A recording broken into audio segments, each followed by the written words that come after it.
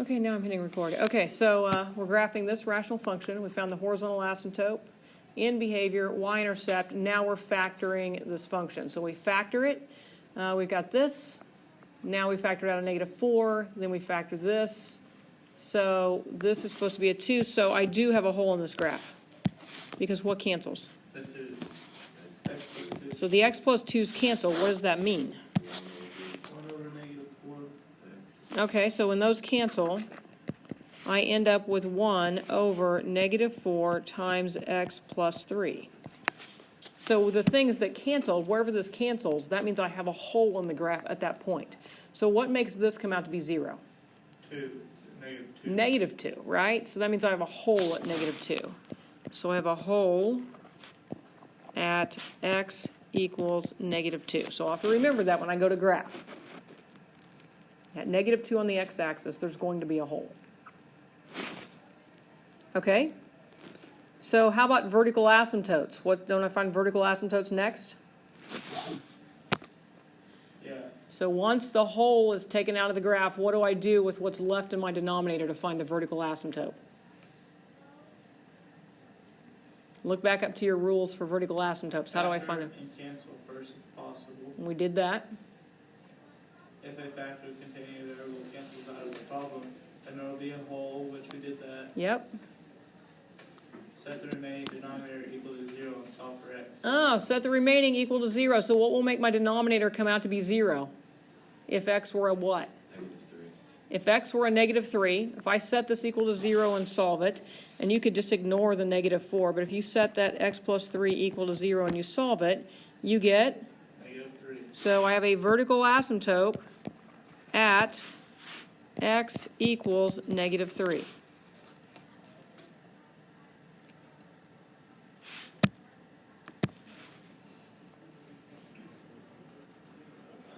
Okay, what's the next step after vertical asymptotes? Determine the x-intercept. Label. How do I, okay, so how do I find x in? Y equals 0. Let y equal 0. So if I let y be 0, I'm going to have, so x-intercepts, I want to let y equal 0. So if I let y be 0, I've got this. So in other words, I have a fraction equal to 0. When a fraction equals 0, what makes a fraction turn out to be 0? Comes it by No, think about this. Okay versus no. Which one of those comes out to be 0? Ooh. No. Oh, Okay, so let's see. Let's try it. If I have 0 over 8 versus 8 over 0, you're telling me this one equals 0? the other one's 0. This one's 0. What's this one? 8. Nope. It's not a solution. There is no solution to it. What do we say, though? Undefined, right? So this is 0. This is undefined. There's no definition in mathematics divided by 0. So if you're on the ACT and you don't remember that, how do you know? How do you know which is which? How do you know which one's undefined and which one's 0? You guess it's 50%. Okay, well, let's say you guess that this is 0. You take a guess, but if this is true mathematics, everything you do in mathematics, you have to be able to do it forward and backwards. So if 8 divided by 0 really is 0, then 0 times 0 would have to equal 8. Is that right? Does 0 times 0 equal 8? Yeah. I don't think so. Does this one make sense if you do it backwards? Is 0 times 8 0? That's just No. coincidence. No, it's not coincidence. Every time, you can put any number in the world here, 0 times 0 will never equal anything other than 0, right? 0 times 8 will always equal 0. 0 times any number will always equal 0. So that's why this one gets to be 0, because it works backwards. If you can't do something backwards in mathematics, it's not real mathematics. That's why this one's called undefined. There's no definition in mathematics for dividing by 0. Okay? So anytime you want a fraction to equal 0, that means the numerator has to be 0. Okay? So if I tell you that x divided by 8 equals 0, you should automatically know that x has to be a 0, right? If I tell you that x over x cubed plus the square root of x minus 24 equals 0, who cares what's in This has the... to be -1. Who Okay, so on this one, I don't even have an x in the numerator. Is it possible for a 1 to equal a 0? No, 1 can't be 0. So are there any x-intercepts? No. No, because your numerator can never be 0, okay? So 1 does not equal 0. Therefore, I have no x-intercepts. There are none. There are no x-intercepts because 1 does not equal 0. Who cares about the denominator when you're talking about x-intercepts? Okay? My denominator tells me about vertical asymptotes. My numerator tells me x-intercepts in a rational function. Wow. Okay?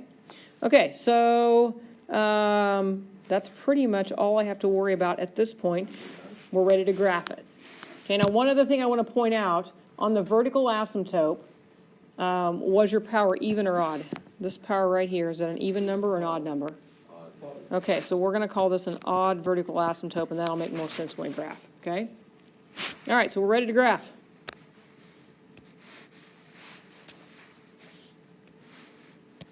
So, let's make a graph, and let's label what we can.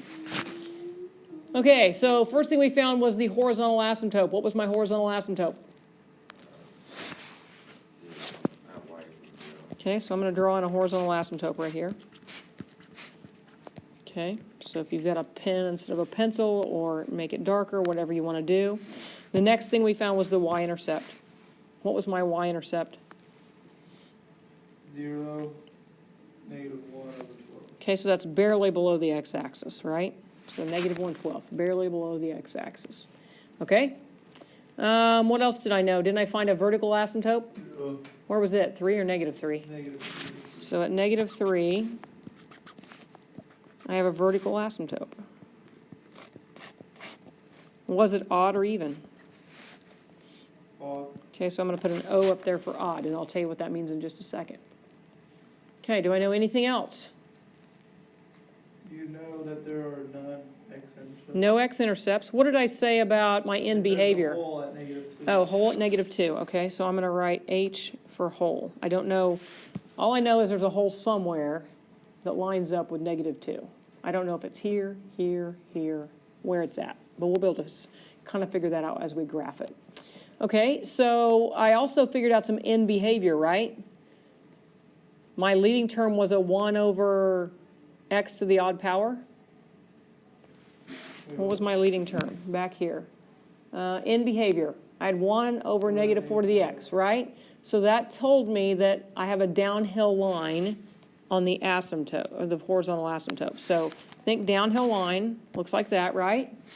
But because that was on the bottom of a fraction, it sucks down here next to the asymptote. This comes down here on top of the asymptote, and this comes up here on the bottom side of the asymptote. So I know my graph is going to... Just graph it so it shows us what it looks like. Okay, in just a second. I know I'm going to enter and leave like this. Okay? See that? Do you see how that's a downhill line? Make me angry. It's a really flat downhill line. Does that make sense? That's how I'm going to enter and leave the graph. Okay, so I have to come in here, and I have to approach. I can't cross this asymptote, and I can't cross this asymptote. So what does it got to do? It's got to go up like this, right? Oh my God. So it's going to come in, and it's going to go up like this. Okay? Now, if it's an even asymptote, you come in on the other side and go down. But if it's an odd vertical asymptote, you come down here and come in on the other side. Okay? Those are your only two options. You can't come in on this side because then it would fail the vertical line test, right? So if it's an even asymptote, you jump over the asymptote and come down. If it's an odd asymptote, you come to the bottom and come back up. So I know it's going to come back in like this. Okay? So I got to come in like this. I have an asymptote here. I have to go through the y-intercept, which is right below the x-axis.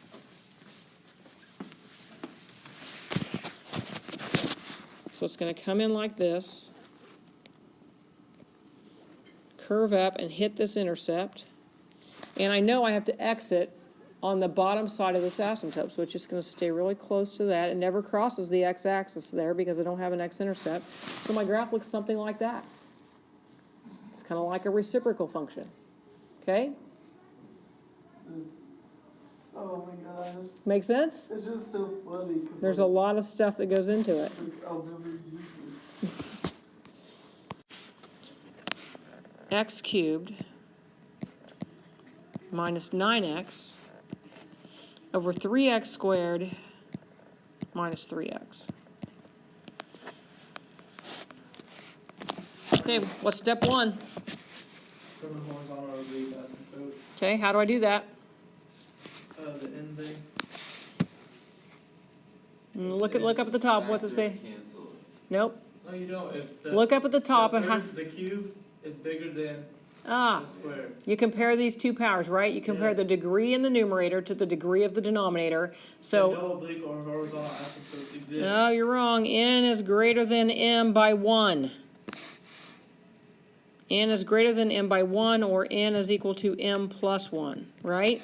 When it's, you're right, there is none if this number is more than 1 bigger, but it's exactly 1 number bigger than this one. So what's it say to do when it's exactly 1 bigger? Can only be found by dividing f of x divided by g of x. Take f of x divided by g of x. In other words, I have to use long division.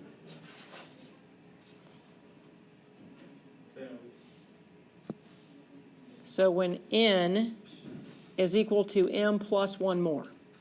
So here's m. When n is equal to this one plus 1 more, that means we have to use long division to find the oblique asymptote. Okay? All right, so long division. 3x squared minus 3x plus 0, because we don't want to leave anything out. I better write that a little bit lower. I'm going to run out of room. 3x squared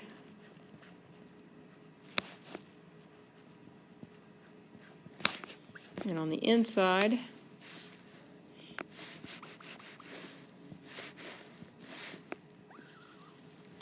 we have x cubed minus 0x squared, Why do you minus it and not add it? because there's a minus in there. Well, it doesn't matter on a 0. It can be plus or minus there. That doesn't matter. Minus 9x plus 0. So yeah, put a plus or minus there. It doesn't matter. Okay, so the question is, what times 3x squared will give you x cubed? 1/3 x. 1/3 x. You agree? Yes. 1/3 x. So I got to take 1/3 x times both of these and write it underneath here. Okay? And so 1/3 x times 3x squared would be what? X cubed. And 1/3 x times negative 3x would be X. negative x squared. Right? So then I want to change my signs. So negative and positive. So these cancel, and I'm left with a x squared. Pull down the 9x. And now what times 3x squared will give you this? 1/3. Just a 1/3, positive 1/3. Now I don't need to finish it from there because that is a diagonal line. So remember that anytime I find an oblique asymptote is just a diagonal line. And so if I put a y in front of this, I've got y equals mx plus b. I've got everything I need to make my oblique asymptote. Okay? So I don't need to go farther on long division. All right? So that right there, that thing right there is my oblique asymptote. All right? What's next? Leading term and deviation. Okay, leading term. So my leading term is going to be x cubed, means the leading term of the numerator over the leading term of the denominator. X squared. 3x squared, or x cubed over 3x squared is equal to what? How does that reduce? You take the x on top. So x over 3 or 1/3 x. Okay, so that tells me this is going to enter and leave the graph like a downhill, uphill line. Okay, so it's going to enter and leave like this.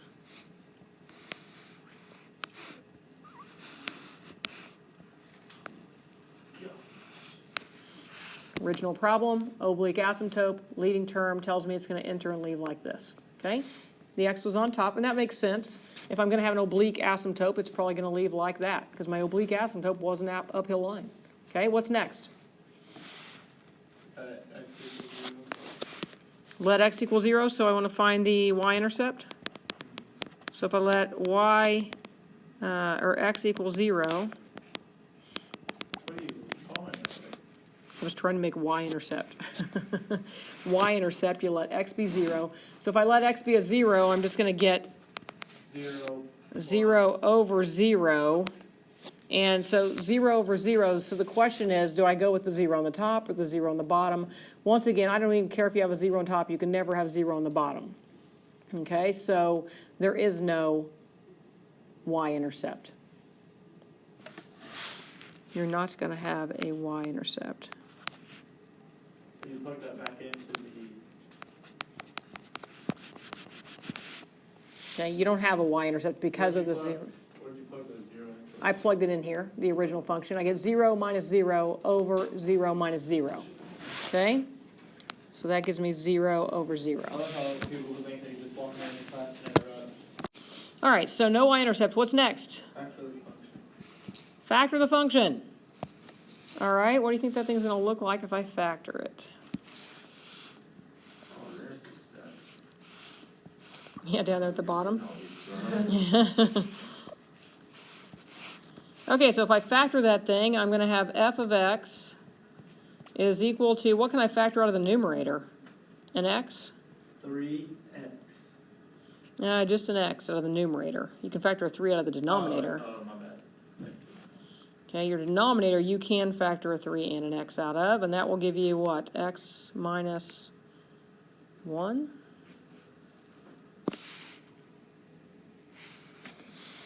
Okay, so what about my numerator? What can I do with that x squared minus 9? difference of squares. Difference of squares means X plus 3 and x plus 3 and x x minus minus 3. Those are called conjugates. And in my denominator, I have a 3, an x, and an x minus 1. Okay, so what's it say to do next? Once you have it factored, you have to look for what? You could, Is there anything that'll cancel? the x's. Okay, the x's. So that means I must have a hole at what? 3, Nope, not at 3. 1. At 0. So right here, if I were to have a hole at 1, that would mean I have an x minus 1 that cancels. If I have a hole at 3, then that means an x minus 3 canceled. It's my x's that are canceling. That's like an x minus 0. Okay, so that means I have a hole. I now have a hole at x equal 0. Okay, so once I actually get rid of those x's, now my function is going to look like this. I'm going to have x plus 3 over x minus 3, or times x minus 3, over 3 times x minus 1. And so you learn a lot from factored form. Factored form is nice because I can see if there's a hole. I had a hole because I canceled these. The denominator tells me where the vertical asymptotes are, and the numerator tells me where the x-intercepts are. Okay, so vertical asymptote, how do I find a vertical asymptote? I set the rest of my denominator equal to 0. So what will make my denominator come out to be 0? So I have a vertical asymptote at x equals 1. Okay, now how about x-intercepts? How do you find x-intercepts? So if I let this y right here be a 0, that means I have a fraction equaling 0. And the only way a fraction ever equals 0 is if what? The denominator equals 0. Numerator equals 0. If the numerator is 0, that's what makes it, right? It's okay to have a 0 on top. That's equal to 0. Okay? It's the okay thing. And if you want to make a fraction come out 0, then the numerator has to be 0. What makes my numerator come out 0? Negative 3 and 3. Okay, so I have x-intercepts at 3, 0 and negative 3, 0. And all of that came from factored form. Wow. When I'm in factored form, I can see the holes, the vertical asymptotes, and the x-intercepts. Yes. Okay? When you're in standard form up here, that helps you find the leading term. Did I have any bouncers? Do I have any even powers? Do I have any even asymptotes? No. So my asymptote is an odd asymptote. Okay? Sweet, I'm just gonna go through. All right, now we're ready to graph.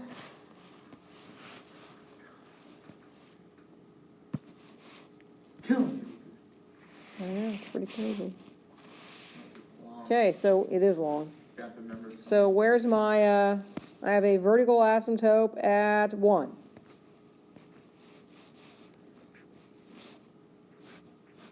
There's my vertical asymptote, and it's an odd asymptote. Why are you skipping all the way to that? Yeah, well, I don't know, I just went there first. What about my, did I have a y-intercept? Yes. Nope, I didn't have a y-intercept at all. There is no y-intercept. I do have an oblique asymptote. That was the first thing we figured out, was 1/3 x plus 1/3, right? So 1/3 x plus 1/3. So if this is 1, that means 1/3 would be right here. So that's my y-intercept. 1/3 x plus 3. It's not your way. It's the y-intercept of the asymptote. See, right now I'm graphing this line. So I go up to 1/3, and then from 1/3 I have to go up 1 and over 3. So up 1 and over 3 would put me about right here. So now I'm going to make a dotted line through that, because this is my oblique asymptote. So now that I've got my two asymptotes, didn't I have x-intercepts? Yeah. Where at? 3-0 and negative 3-0. So 3, and neither one of them were bouncers. Nope. They didn't have any even powers on them. Okay, so I know I'm going to go through this point. I'm going to go through this point, and Parabola, baby. Three's one foot less than that. what's that? That's 4, isn't it? 1, 2, 3. You're right. I did 4. She's our teacher. Okay, so we have a -3, we have a +3, and with this, remember that this is an odd vertical asymptote, so it's not going to jump over it, it's going to come in on opposite sides. Yeah. So think about your options. Is it possible for it to come in on this side? I don't think it would be, because you got to go through this point, right? You've got to go through this point and this point.